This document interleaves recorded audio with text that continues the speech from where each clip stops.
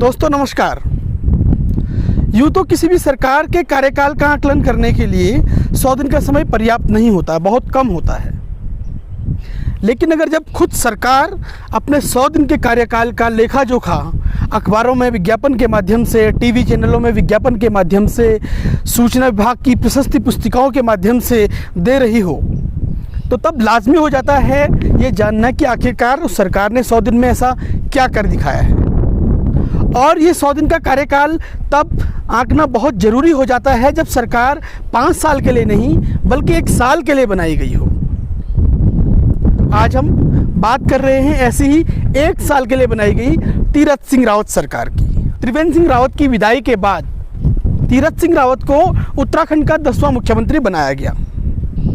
Bharatiya Janata party ने चुनावी साल में नेतृत्व परिवर्तन किया। 2017 में चुनाव से ठीक पहले लगातार कहते रहे कि हम स्थायी सरकार देंगे, उत्तराखंड में नेतृत्व परिवर्तन जैसी कोई चीज़ नहीं होगी, मुख्यमंत्रियों को बदले जाने की ये परिपाटी ख़त्म करेंगे। डबल इंजन जैसे जुमले भी उस वक्त गढ़े गए जिन पर हम आगे बात करेंगे। बहरहाल इन सब दावों और वादों की हकीकत 4-4.25 साल में ही सामने आ गई। और ऐन बजट सत्र के दौरान जब किसी राज्य का बजट सत्र चल रहा होता है तो उस वक्त उस राज्य की नीति नियोजन की सबसे ज़रूरी चीज़ें हो रही होती हैं। उस वक्त तय हो रहा होता है कि अगले 1 साल में उस राज्य का खाका क्या होगा, उस राज्य का स्वरूप क्या होगा, उस राज्य में रोजगार के साधन कैसे बढ़ेंगे, वो राज्य विकास की गति को कैसे प्राप्त करेगा। उस पूरे साल का उस राज्य का एक भविष्य तय होता है बजट सत्र के दौरान। और उस ठीक बजट सत्र के दौरान भारतीय जनता पार्टी ने त्रिवेंद्र सिंह रावत को हटा करके तीरथ सिंह रावत की ताजपोशी की उत्तराखंड में नेतृत्व परिवर्तन के नाम पर। और कहा गया कि ये जो नेतृत्व परिवर्तन किया गया है ये जनता के हित में किया गया है। इसके अलावा कोई कारण उन्होंने त्रिवेंद्र सिंह रावत को हटाने का नहीं बताया। सिर्फ तीरथ सिंह रावत की ताजपोशी पर कहा कि ये जनता के हित में निर्णय लिया गया है। और आज जनहित में लिए गए उस निर्णय को 100 दिन पूरे हो गए हैं। तो ऐसे में लाजमी हो जाता है ये जानना कि वाकई में क्या 100 दिन में ये सरकार उस जनहित को लेकर के कुछ कर भी पाई है। अगर नेतृत्व परिवर्तन हुआ है तो नेतृत्व परिवर्तन के लक्षण पहले दिन ही दिख जाने चाहिए थे। लेकिन हुआ क्या? क्या पहले दिन आपको इस राज्य की जनता को नेतृत्व परिवर्तन का कोई लक्षण दिखा? जो मंत्री त्रिवेंद्र सिंह रावत की कैबिनेट को सुशोभित कर रहे थे, जो उनकी कैबिनेट के मंत्री थे, राज्य मंत्री थे, उन्हीं राज्य मंत्रियों को तीरथ सिंह रावत जी अपनी गाड़ी में बिठा करके अपने साथ ले गए। अपने मंत्रिमंडल में उन्होंने उन्हीं को कैरी किया। बंशीधर भगत जी को छोड़ करके उनको ले आए, मदन कौशिक जी को छोड़ा, उनकी कुर्सी अदला बदली हुई, उन्हें अध्यक्ष बनाया गया और उन्हें कैबिनेट मंत्री का दर्जा दिया गया। और बाकी 3 नए मंत्रियों की ताजपोशी हुई। बाकी पूरी पुरानी कैबिनेट त्रिवेंद्र सिंह रावत की कैबिनेट थी। तो फिर नेतृत्व परिवर्तन का असर का मतलब क्या सिर्फ एक चेहरा बदलना था? सिर्फ मुख्यमंत्री को बदल दो और बाकी पूरी कैबिनेट बहुत अच्छा काम कर रही थी? ये वही कैबिनेट थी जिसके कुछ मंत्रियों पर करप्शन के आरोप लग रहे थे। खुद त्रिवेंद्र सिंह रावत ने एक मंत्री हरक सिंह रावत से कर्मकार बोर्ड और तमाम दूसरी जिम्मेदारियों से उन्हें हटा दिया था। ये तो पहला नेतृत्व परिवर्तन का पहला रिजल्ट था जिसमें कोई ऐसा नहीं दिखा कि हाँ पुरानी सरकार का से ये अलग सरकार होने जा रही है। जैसे किसी किताब का जिल्द बदल दिया जाता है, चिट उसमें कुछ नई चिपका दी जाती है, बिल्कुल वैसे ही बाकी अंदर का जो बही खाता होता है वो वही होता है। जब इस फैसले पर सुगबुगाहट हुई, चर्चाएं चली तमाम जगह कि यार ये तो पुरानी वही कैबिनेट है, वही सब है, तो उसके बाद क्या किया गया? आपने देखा होगा अखबारों में बड़े बड़े बयान आए कि त्रिवेंद्र सिंह रावत के कुछ फैसलों को पलटने का खेल शुरू हुआ, पलटने का काम शुरू हुआ। अखबारों में बड़ी बड़ी होल्डिंग्स, बड़ी बड़ी हेडिंग्स के साथ ये महिमा मंडन किया गया कि त्रिवेंद्र सिंह रावत के फलाने फैसले को पलट दिया है, जिसमें 3-4 बड़े फैसले थे। जैसे मसलन गैरसैंण कमिश्नरी का फैसला, गैरसैंण को कमिश्नरी बनाने का फैसला, वो तीरथ सिंह रावत जी ने पलट दिया। देवस्थानम बोर्ड पर पुनर्विचार करने की बात, और भी 2-3 फैसलों पर शुरुआत में बात हुई और मीडिया महिमा मंडन करने में लग गया, मास्टर स्ट्रोक बता दिया। यही बेशरम मीडिया जब त्रिवेंद्र सिंह रावत ने गैरसैंण को कमिश्नरी बनाने की बात कही, घोषणा की, बड़ी बड़ी हेडिंग लगाई अपने अखबारों में, अपने न्यूज़ चैनलों में बड़े बड़े मास्ट हेड लगाए, बड़े बड़े बॉक्स बनाए, ब्रेकिंग न्यूज़, अब उत्तराखंड का विकास होगा, मास्टर स्ट्रोक, गैरसैंण को कमिश्नरी बना दिया। और जब उस गैरसैंण को कमिश्नरी बनाने के फैसले को तीरथ सिंह रावत ने पलटा तो इसी मीडिया ने कहा कि मास्टर स्ट्रोक। उसी भाजपा ने जो त्रिवेंद्र सिंह रावत के 4 साल के कार्यकाल में इस कमिश्नरी के फैसले को, मंडल बनाने के फैसले को मास्टर स्ट्रोक और उपलब्धि बता रही थी, उसी ने बाद में तीरथ सिंह रावत के लिए कहा कि इन्होंने बहुत शानदार किया है, जनहित में निर्णय वापस लिया है। वो तमाम मंत्री जो उस वक्त चुपचाप थे त्रिवेंद्र सिंह रावत के वक्त, या फिर तारीफ कर रहे थे उनके फैसले की, वही मंत्री बाद में बताने लगे कि अब तीरथ सिंह रावत जी ने बड़ा अच्छा फैसला किया है। ये दूसरा लक्षण था नेतृत्व परिवर्तन का।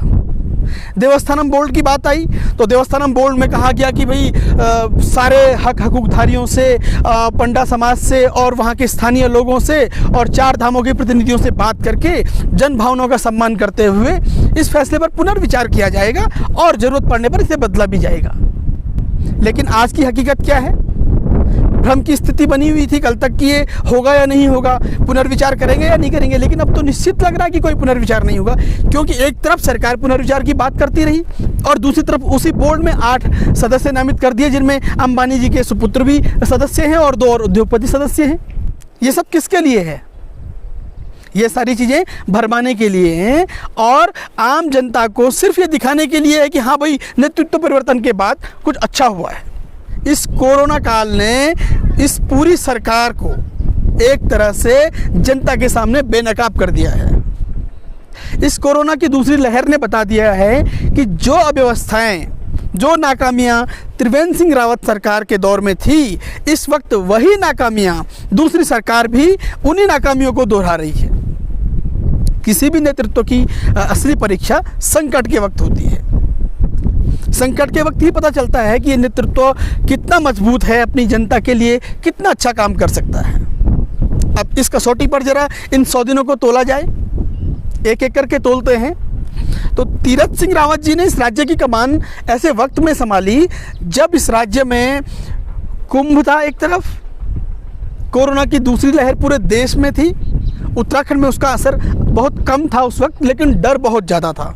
और इसी को देखते हुए पिछली सरकार ने कुछ कड़े नियम वहाँ बनाए थे। सांकेतिक होगा, टेस्ट की ज़रूरत पड़ेगी, लिमिटेड लोग होंगे और ये सारी चीज़ें कही गई उस वक्त। अमल में उतर पाती नहीं उतर पाती वो अलग बात है, लेकिन कही गई। इस बीच में मुख्यमंत्री की विदाई हो गई और तीरथ सिंह रावत आए और उन्होंने क्या किया?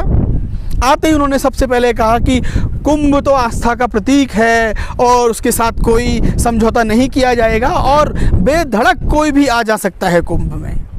उनके इस फैसले की बहुत सारे लोगों ने उस वक्त चिंता जाहिर की उनके इस फैसले पर कि भाई, कोरोना की महामारी के बीच में आप इतने सारे लोगों को बुलाओगे बिना टेस्ट के, तो ये तो मौत को आमंत्रण देना है। लेकिन सरकार नहीं मानी और सरकार ने खुली छूट दी। खुद मुख्यमंत्री हरिद्वार में गए, वहाँ उन्होंने पुष्प वर्षाएं वगैरह की और 2 दिन बाद खुद कोरोना संक्रमित हो गए। तमाम अखाड़ों के साधु संत संक्रमित हुए, तमाम लोग संक्रमित हुए, संक्रमण के आंकड़े बढ़ने लगे।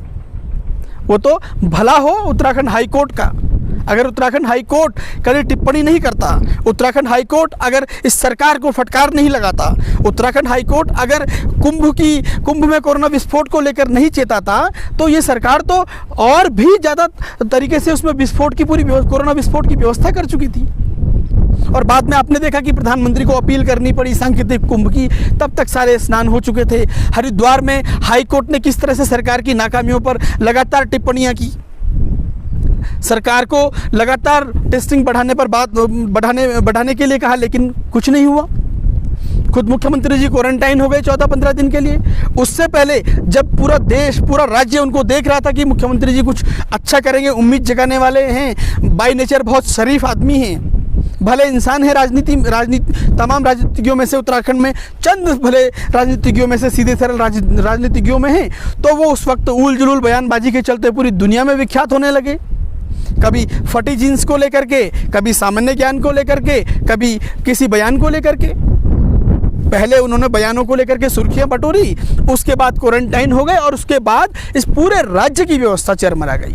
टोटल 7,000 से ज़्यादा लोगों की मौत हो चुकी है, जिसमें 4,000 से ज़्यादा लोगों की मौत इस दूसरी लहर में हुई है तीरथ सिंह रावत जी के मुख्यमंत्री बनने के बाद। कोरोना संक्रमण की दर उत्तराखंड में कितनी ज़्यादा थी, खुद केंद्र सरकार के आंकड़े इस बात की गवाही देते हैं कि हिमालयी राज्यों में संक्रमण के मामले में उत्तराखंड नंबर 1 था। पूरे देश में डेथ रेट्स में उत्तराखंड नंबर 2 था। वैक्सीनेशन अभियान की आपने देखी क्या हालत हुई। आज तक 45 साल से ऊपर की उम्र के तमाम लोग दूसरे डोज का इंतजार कर रहे हैं। 18 साल से 44 साल तक की उम्र के लोगों के लिए मुफ्त में टीका लगाने की बात हुई। 4 दिन 5 दिन तक चला, नेता फीता काटते हुए दिखे, उद्घाटन हुआ, बड़े बड़े वादे हुए कि हम फ्री में वैक्सीन लगाएंगे। 5 दिन 6 दिन 7 दिन के बाद वैक्सीनेशन के केंद्र, तमाम केंद्रों में वैक्सीन खत्म हो गई और दूसरी तरफ प्राइवेट अस्पतालों में लगातार वैक्सीन मिलती रही।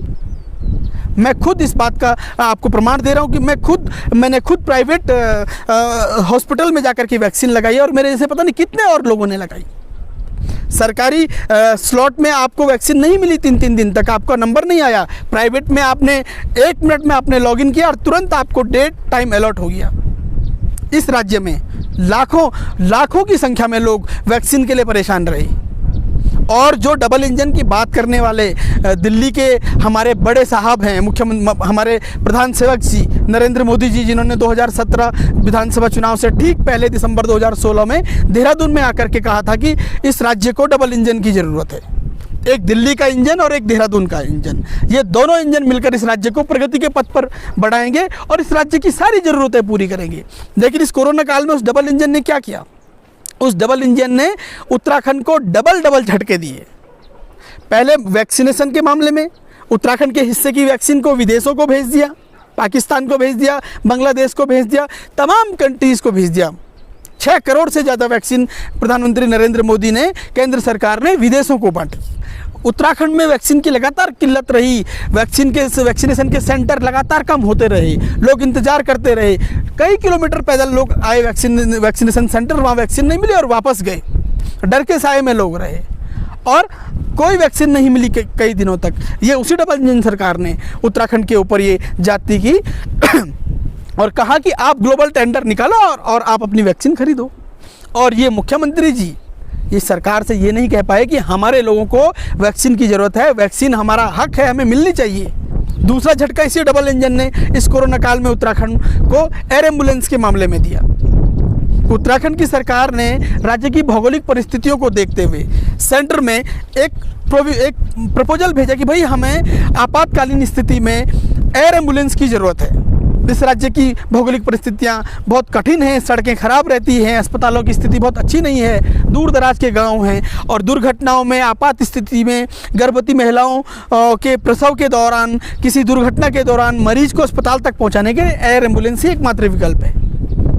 लेकिन डबल इंजन का दावा करने वाली केंद्र सरकार ने उत्तराखंड के इस प्रपोजल को भी कूड़ेदान में डाल दिया। ये कोरोना काल में ये उत्तराखंड के साथ ये इतना बड़ा उत्तराखंड को गिफ्ट दिया गया। उत्तराखंड की जनता ने जो बम्पर वोट इस बीजेपी की सरकार को दिए, इसने बदले में इतना बड़ा इनाम उत्तराखंड वासियों को दिया।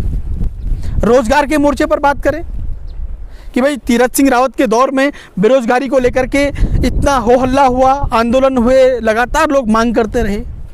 ये सरकार उसके बाद एक कदम आगे नहीं बढ़ पाई। हाँ, अभी सरकार के एक मंत्री श्री सतपाल महाराज जी, उनका एक बयान जरूर चर्चा में है जिसमें उन्होंने कहा कि इस उत्तराखंड में काम के जो ठेके हैं, टेंडर हैं, वो भाजपा के कार्यकर्ताओं को दिए जाएंगे। छोटे छोटे टुकड़ों में बांट करके भाजपा के कार्यकर्ताओं को दिए जाएंगे। कितना अच्छा उन्होंने, कितने भावनात्मक और कितने समर्पण भाव से उन्होंने वो बाइट दिया। आप उस बाइट को सुनिए। तो ऐसे में क्या करना चाहिए? उत्तराखंड के हर एक आदमी को 5 रुपये की, 10 रुपये की पार्टी सदस्यता की रसीद काट देनी चाहिए। अपनी डिग्रियों को कूड़ेदान में डाल देना चाहिए, रद्दी में अखबार वाले को बेच देना चाहिए और उस 5 रुपये की भाजपा कार्यकर्ता की रसीद लेकर के महाराज जी के दरबार में चले जाना चाहिए कि भैया हमको भी आप 5-10 लाख रुपए का ठेका दे दो। यही तो करना चाहिए। ये इस राज्य में रोजगार का हाल है। अभी आंकड़े आए हैं कि 5 साल में उत्तराखंड में बेरोजगारी सबसे ज़्यादा बढ़ी है। 6 गुना बेरोजगारी उत्तराखंड में बढ़ी है इस वक्त। तो ये डबल इंजन का एक और उत्तराखंड को तोहफा है। इन 100 दिनों की बात करें तो पिछली सरकार में बहुत आरोप लगते थे सरकार पर, ब्यूरोक्रेसी बेलगाम हो चुकी है, चंद नौकरशाहों के संरक्षण में सरकार चल रही है। हैं, उन्होंने सरकार को इस तरह से जकड़ा हुआ है कि सारे फैसले उनके इशारे पर होते हैं, उनकी मर्जी के बिना कोई पत्ता भी नहीं हिल सकता। नई सरकार से उम्मीद थी कि आएंगे तो ऐसे नौकरशाहों की नकेल कसेंगे, लेकिन आपने सुना किसी ऐसे नौकरशाह के पर कतरे गए हों जो त्रिवेंद्र सिंह रावत की सरकार में बहुत ताकतवर थे? आपने सोचा देखा किसी ऐसे सेक्रेटरी का तबादला किया गया हो जो उस वक्त जिन पर अराजकता के आरोप थे? आपने देखा, आपने सुना किसी ऐसे अफसर को दंडित किया गया हो? यानी कि पूरे 100 दिनों में गिराने के लिए तमाम सारी बातें हैं, लेकिन मुख्य रूप से ये 4-5 चीज़ें हैं। भाई, नेतृत्व परिवर्तन दिखना चाहिए। जैसे न्याय की परिभाषा में कहा जाता है कि न्याय सिर्फ होना नहीं चाहिए बल्कि न्याय होते हुए दिखना चाहिए। तो उत्तराखंड में सिर्फ नेतृत्व परिवर्तन हुआ है, दिखा नहीं है। और आखिर में एक बात और मैं आपसे कहना चाहूँगा, 10 मार्च को शपथ ग्रहण के बाद शायद एक आध दिन के बाद मुख्यमंत्री तीरथ सिंह रावत जी का एक बयान अखबारों में आया जिसमें उन्होंने कहा कि जनता की उम्मीदों पर खरा उतरने का पूरा प्रयास करूंगा, और उन्होंने कहा कि मैं अफसरशाही को मेरा कड़ा संदेश है कि तुम किताबें पढ़ो, मैं जनता के चेहरे पढ़ूंगा। आज उत्तराखंड की जनता खुद बताए कि कितना चेहरा तीरथ सिंह रावत इन 100 दिन में उत्तराखंड की जनता का पढ़ पाए। अगर वो उत्तराखंड की जनता का चेहरा पढ़ पा रहे होते तो आज उत्तराखंड में वैसी ही अराजकता, वैसी ही निराशा, वैसा ही माहौल नहीं होता जैसे त्रिवेंद्र राज में था। कोरोना के मोर्चे पर आज उत्तराखंड की इतनी बुरी स्थिति है कि उत्तराखंड के गांव-गांव तक कोरोना पहुंचा, कोई टेस्टिंग नहीं हुई, कोई दवाइयां नहीं लोगों को मिली। अस्पतालों की स्थितियां आज भी वैसी ही हैं। रेफरल सेंटर बने हुए हैं उत्तराखंड के अस्पताल। जिस तरह की तस्वीरें त्रिवेंद्र सिंह रावत जी के राज में आती थी, लोग कंडी में अपने मरीज को अस्पताल पैदल पहुंचा रहे थे, उसी तरह की तस्वीरें अभी भी आ रही हैं। रोजगार को लेकर जिस तरह युवा तब इंतजार कर रहा था, वही इस वक्त भी इंतजार कर रहा है। अफसरशाही की अराजकता, जैसी अराजकता तब चरम पर थी, वैसी अराजकता अब भी है। जनता का चेहरा अगर सरकार पढ़ रही होती तो तमाम अस्पतालों में जब जनता अपने मरीजों के लिए ऑक्सीजन सिलेंडर के लिए तरस रही थी, आईसीयू बेड के लिए तरस रही थी, एक साधारण से बिस्तर के लिए तरस रही थी, तो तब ये मुख्यमंत्री देख पाते, तभी सरकार देख पाती उस जनता को। ये सब लफाजी की बातें इन 100 दिनों में आगे बढ़ी हैं, और इन 100 दिन का जो फलसफा है, इन 100 दिन के कार्यकाल का रिपोर्ट कार्ड उनका जो है, उसको अगर एक शब्द में कहा, एक वाक्य में अगर कहा जाए तो ये कहना गलत नहीं होगा कि जो त्रिवेंद्र सिंह रावत सरकार की नाकामियों को छुपाने के लिए जनता के सामने तीरथ सिंह रावत जी को भाजपा ने मुख्यमंत्री के रूप में प्रोजेक्ट किया, आज जनता उस हकीकत को समझ रही है धीरे धीरे, और उसे समझ में आ गया है कि ये सिर्फ और सिर्फ सरकार की नाकामियों को छुपाने के लिए इनको लाया गया, और ये उसी नाकामी के रास्ते पर हैं। जो प्रसिद्धि नाकामियों के मोर्चे पर त्रिवेंद्र सिंह रावत जी 4-4.5 साल में हासिल उन्होंने की, उसी प्रसिद्धि को इस नाकामी के मोर्चे पर 100 दिन में तीरथ सिंह रावत जी ने हासिल कर लिया है। नमस्कार।